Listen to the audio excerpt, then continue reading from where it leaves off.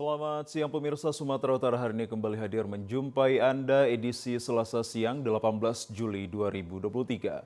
Sejumlah informasi menarik telah berhasil dirangkum oleh tim redaksi kami untuk Anda, tentunya bersama saya Muhammad Azril Nasution. Berikut Sumatera Utara hari ini selengkapnya.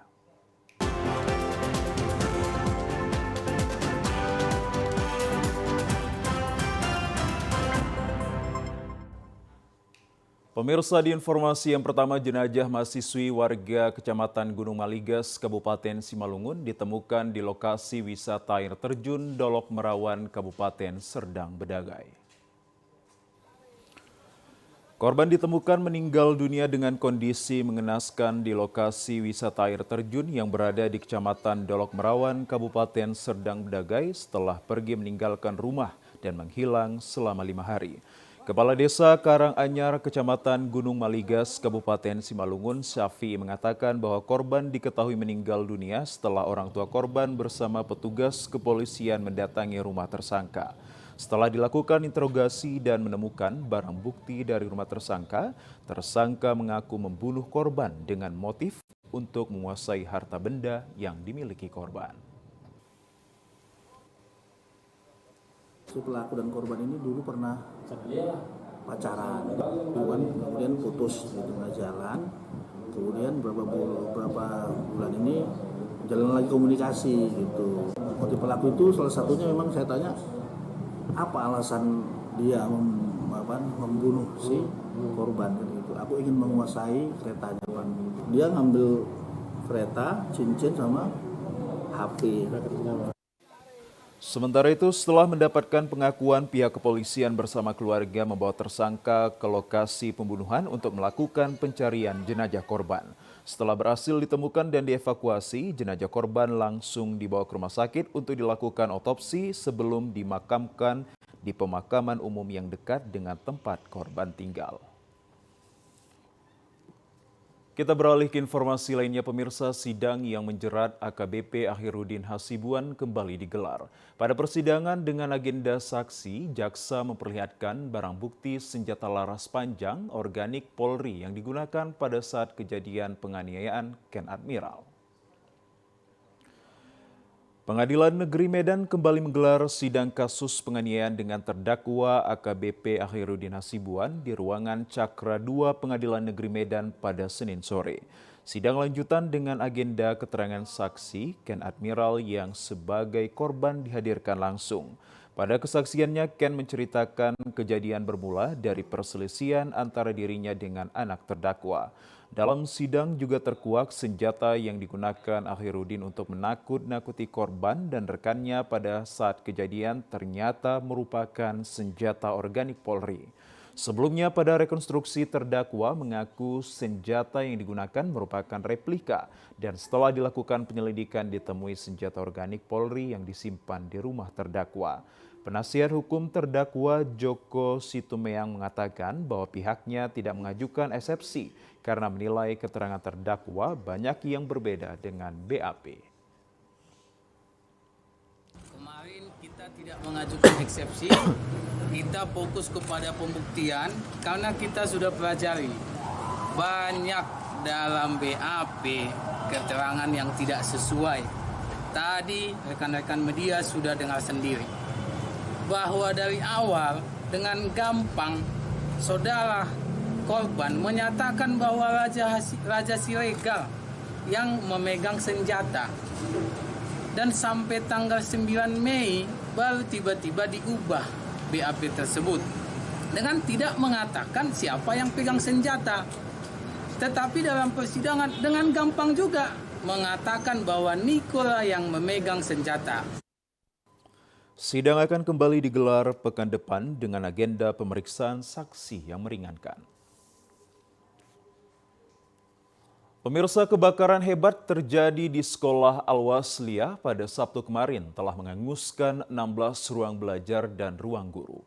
Agar sekolah tersebut bangkit kembali, pemerintah Kabupaten Serdang Bedagai membangun kembali sekolah tersebut. Beginilah kondisi Sekolah Al-Wasliyah yang berada di Desa Simpang 4, Kecamatan Serampah, Kabupaten Sergai setelah terbakar pada Sabtu kemarin. Upaya pemadaman dari Dinas Damkar dan swadaya masyarakat sekitar tetap menyisahkan duka yang mendalam bagi pengurus yayasan, guru, orang tua, murid maupun warga sekitar. Bupati Sergai Dharma Wijaya didampingi Wakil Bupati Adeline Yusri Tambunan melihat langsung kondisi bangunan serta puing-puing sisa kebakaran tersebut. Bupati turut prihatin melihat kondisi sekolah dan memastikan proses belajar mengajar harus tetap berjalan.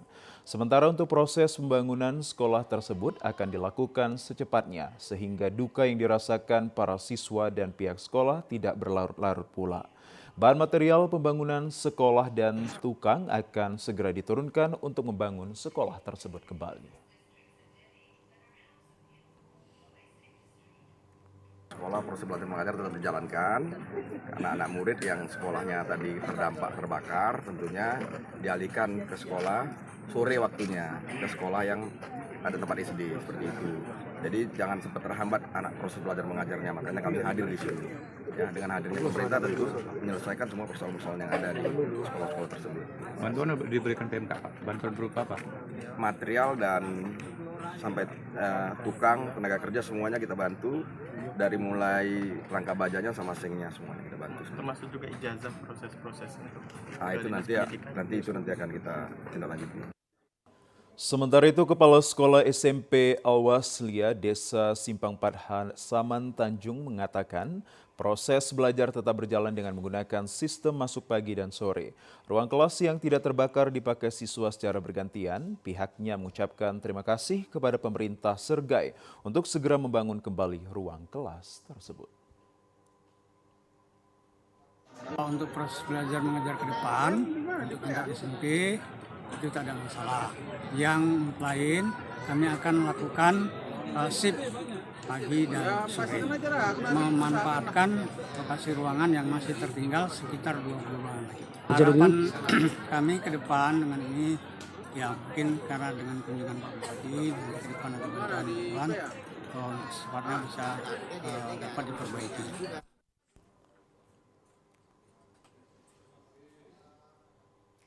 Kita menuju ke Gunung Sitoli, pemirsa. Cuaca buruk kembali melanda wilayah maritim Kepulauan Nias sehingga menyebabkan sejumlah nelayan tidak berani untuk melaut. Hujan deras disertai angin kencang menyebabkan gelombang tinggi pada wilayah perairan sebelah barat Sumatera, mulai dari Aceh hingga Sumatera Barat. Kondisi cuaca buruk terjadi sejak sepekan lalu dan terus berlanjut hingga saat ini. Berdasarkan dari data BMKG, cuaca maritim pada daerah tersebut memiliki potensi gelombang tinggi hingga 3 meter masih terjadi. Akibatnya hingga Senin sore kemarin sejumlah nelayan asal desa Sisara Hiligamo dan kota Gunung Sitoli tidak berani pergi melaut. Biasanya mereka melakukan aktivitas memancing ikan pada jarak 18 nautical mil laut pada sejumlah arah. Seperti perbatasan Pulau Telo Nias Selatan dengan Kepulauan Mentawai, Sumatera Barat, atau ke arah utara Pulau Nias berbatasan perairan Provinsi Aceh dengan lama berlayar selama sepekan. Para nelayan merasa khawatir gelombang tinggi yang ekstrim di tengah lautan berpotensi membahayakan nyawa serta timbulkan kerusakan pada kapal motor mereka. Para nelayan memilih berada di pantai memperbaiki sejumlah kelengkapan alat tangkap menunggu cuaca normal kembali.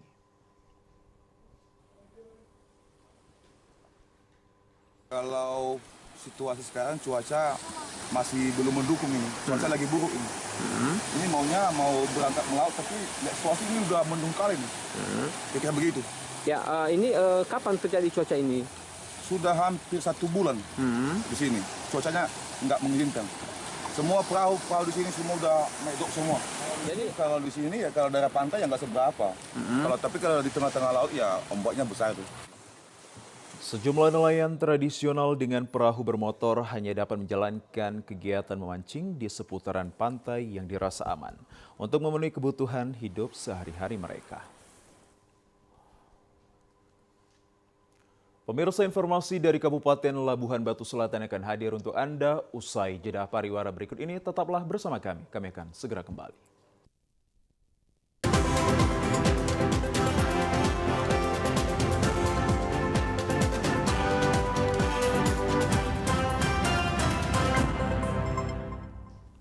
Pemirsa, Anda kembali bersama kami dalam program Sumatera Utara hari ini. Hari pertama masuk sekolah di sekolah menengah tingkat atas terlihat sejumlah siswa baru kelas 10 dan kelas 12 sebelum memasuki tahun ajaran baru terlebih dahulu mengikuti apel di halaman sekolah. Seperti di sekolah SMA Negeri 1 Silangkitang, Kabupaten Labuhan Batu Selatan, sebanyak 216 siswa kelas 10 dari seleksi PPDB sesuai dengan format siswa diajukan sekolah melalui zonasi, prestasi, keluarga tidak mampu, dan anak dari tenaga pengajar.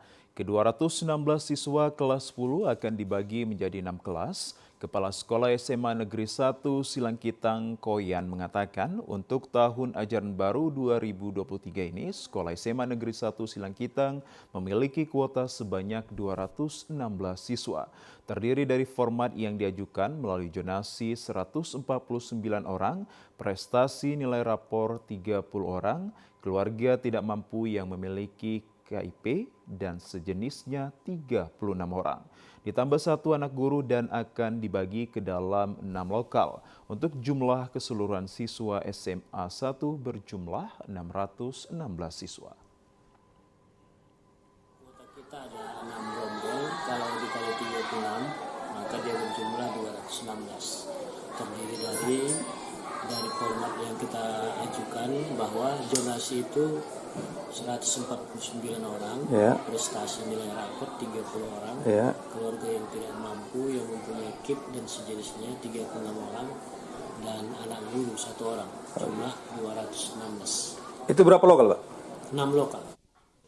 Sementara itu, setelah melaksanakan upacara guru pemberiharaan kepada siswa di dalam kelas masing-masing. Sementara itu, pemirsa, masa pengenalan lingkungan sekolah bagi siswa baru selain untuk mengenali potensi diri siswa, juga membantu para siswa beradaptasi dengan lingkungan sekolah dan juga dapat menumbuhkan motivasi semangat belajar para siswa untuk memasuki lingkungan sekolah. Hari pertama masuk sekolah menjadi momen yang ditunggu bagi peserta didik setelah menjalani liburan panjang, terutama bagi peserta didik baru yang pertama kali masuk sekolah dengan tingkat yang lebih tinggi. Seperti halnya di SMP Negeri 1 Sipoholon mengawali masuk sekolah kemarin, sebelum mulai melakukan aktivitas belajar mengajar pada awal tahun ajaran baru, para siswa dan tenaga pendidik terlebih dahulu mengikuti upacara bendera di sekolah masing-masing. Selain itu, pada 3 hari ke depan bagi para siswa baru tingkat SMP mengikuti kegiatan masa pengenalan lingkungan sekolah sebelum mengikuti kegiatan belajar mengajar nantinya dan pengenalan program sarana dan prasarana sekolah serta penanaman konsep pengenalan diri tersebut. Kegiatan masa pengenalan sekolah ini dimaksudkan sebagai pembinaan awal kultur sekolah bagi siswa baru. Sekolah menyelenggarakan materi kegiatan pilihan pengenalan di lingkungan sekolah yang disesuaikan dengan kondisi dan lingkungan sekolah. Selain itu, pada persiapan proses belajar mengajar pada tahun ajaran baru ini, SMP Negeri 1 Sipoholon menerima siswa baru kelas 7 sebanyak 160 orang, dengan jumlah guru belajar sebanyak 5 kelas dengan jumlah siswa 32 orang per kelasnya. Kepala SMP Negeri 1 Sipoholon Victor Pane mengatakan masa pengenalan lingkungan sekolah dilaksanakan dengan menyenangkan bagi siswa didik baru, sehingga menciptakan budaya lingkungan sekolah yang positif bagi selama mengikuti pendidikan tersebut. Jadi langkah-langkah yang kita siapkan di sekolah dalam memulai tahun ajaran baru 2023-2024, sasaran kita yang utama adalah optimalisasi kesiapan sarana prasarana sekolah untuk mendukung PBM tersebut. Pada masa pengenalan lingkungan sekolah yang dibuat menyenangkan ini sangat diharapkan dapat menghasilkan lingkungan sekolah yang positif bagi anak didik dan menumbuhkan motivasi semangat belajar bagi para siswa memasuki lingkungan sekolah yang baru. Pemirsa, pelaksanaan proses belajar mengajar di SMA Negeri 1 Serampah di hari pertama siswa dilakukan penekanan cara berperilaku yang baik bagi para guru pengajar, tidak meredakan perlakuannya terhadap para siswa.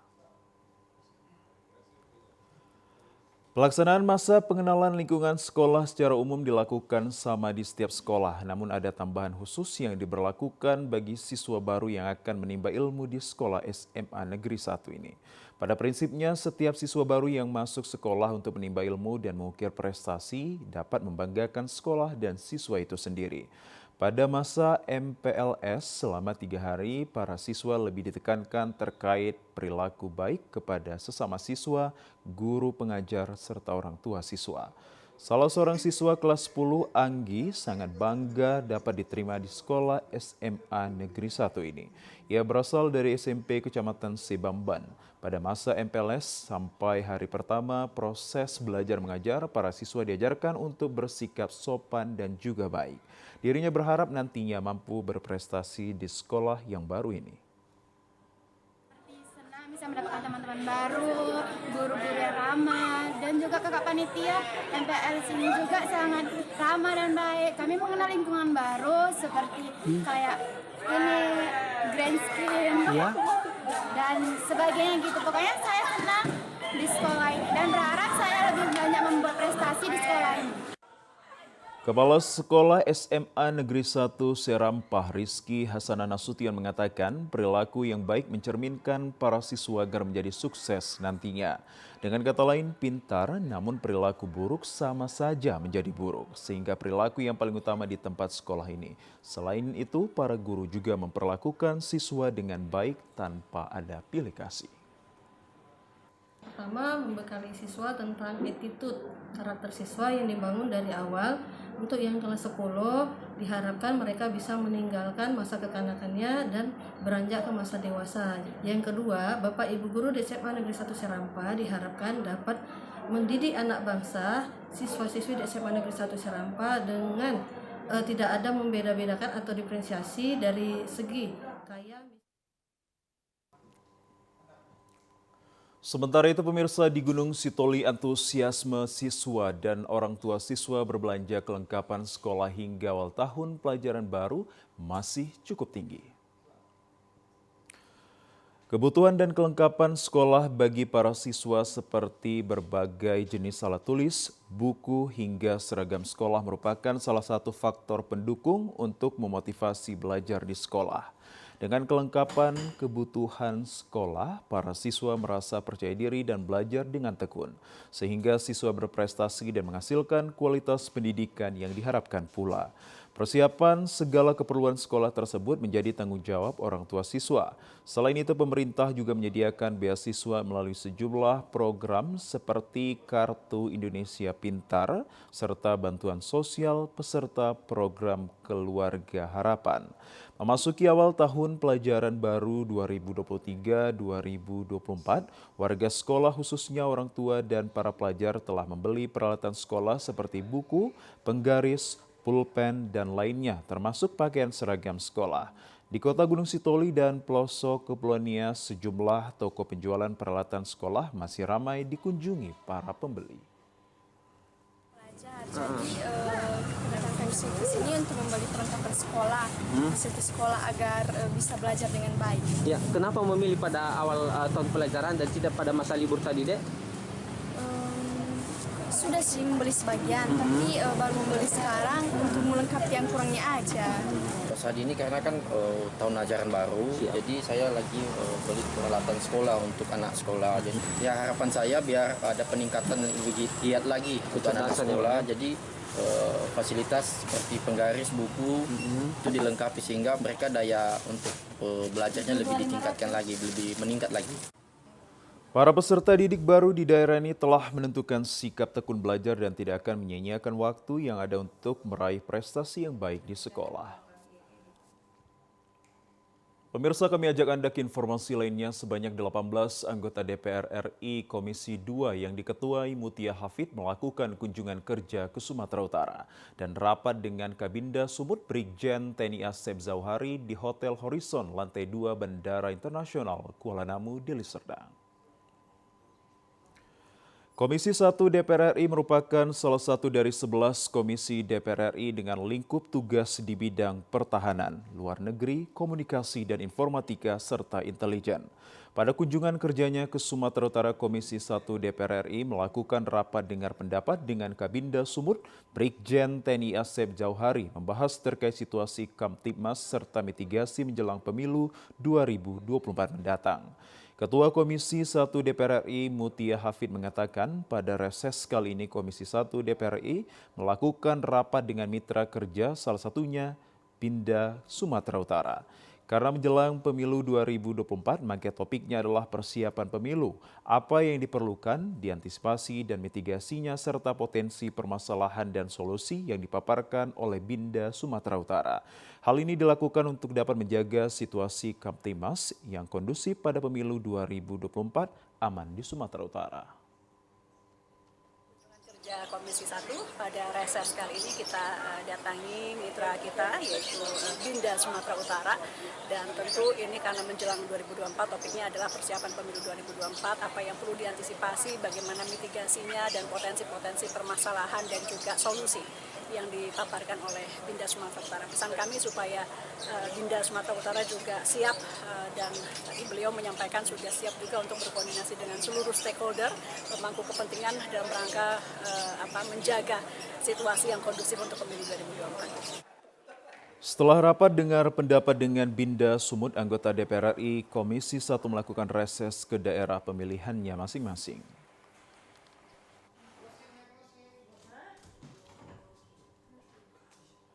Ya pemirsa, informasi yang baru Anda saksikan tadi sekaligus menutup perjumpaan kita dalam program Sumatera Utara hari ini. Kami ucapkan terima kasih atas kebersamaan dan juga perhatian Anda. Saya Muhammad Azrul Nasution. Selamat siang, sampai jumpa.